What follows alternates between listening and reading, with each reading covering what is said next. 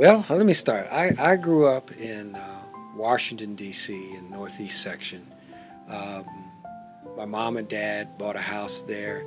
My mom and dad met in military.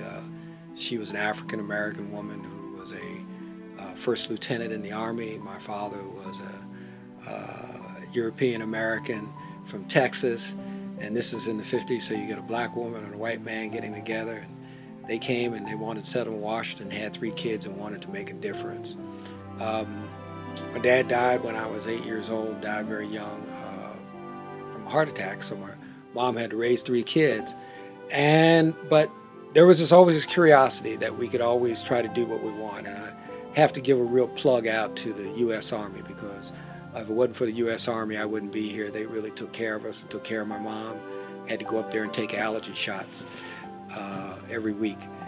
But I had this curiosity about things, and it was a lower class neighborhood, and you kind of had to learn your way around. You had to learn to fight a little bit, and if you couldn't fight, you had to learn how to talk. And if you couldn't talk, you had to learn how to think. So at least I got it on the last one. I learned how to think.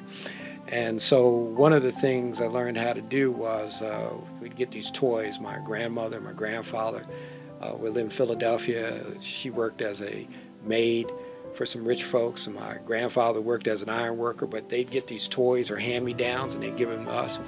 So I figured, some of the kids on the street didn't have them. I learned to rent my toys. Okay, so I got that entrepreneurial section. Hey, you want to play with this? We can rent this.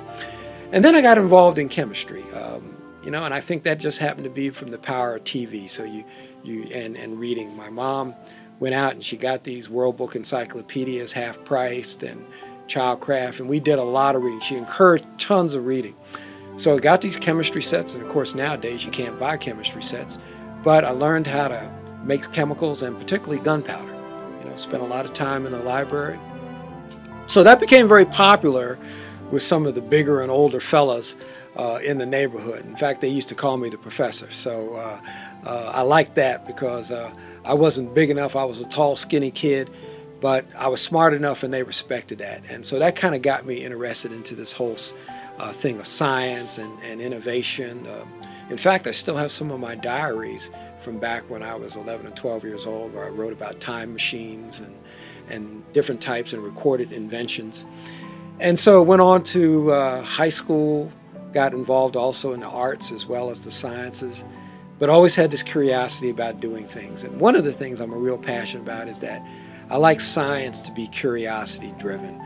I think now that nowadays you see why we don't see a large number of males in our population go into the hard sciences is basically because of the encapsulation of the internal combustion engine. I mean, when I grew up, you had to know how to tune your car, you had to know how to make the points right, set the gaps, because if your car didn't run, guess what? You didn't get a date. And let's face it, there was a lot of hormones that was driving us at the time. So, they say necessity is the motherhood of invention. I just bought a car recently and I can't even get to it because the engine is all sealed up. And with that, you don't get this thing where you can make and hammer things. Kind of going back to my father, before he died, we built our own crystal radio. And so I didn't know anything about dipole moments, but I do know how that I tuned in and was able to get the music from WOL 1450 AM, which was the big radio station back then. So I've always now have this drive of using science as a way to not only achieve and pique my curiosity, but to inspire others to go after it, particularly people who look like me, because I think it's a good way to get out. I think if you can do science, you can do anything, because it allows you to critically think. It allows you to do everything. I was a big Trekkie, from imagining changes in societal changes to making near-term changes in what we want to do in things like cybersecurity and healthcare. I think it's extremely important also to have this eminent cadre of people of color in science and technology. So for about 6 years, I was president of the National Organization of Black Chemists and Chemical Engineers, and that's what we did. Now I'm the VP for Research and Economic Development at Morgan State University, and I'm having a ball. One of my plans is to make sure we move Morgan up in our Carnegie classification as Maryland's premier urban research university, working on problems of urban sustainability and resiliency. I also want to not only see a great class of professionals, not only in science and engineering, but also in the liberal arts coming out of Morgan State, which has a rich history. But I want to see these people eventually infiltrate, because I was kind of a revolutionary back then, all levels of government, industry, and academia.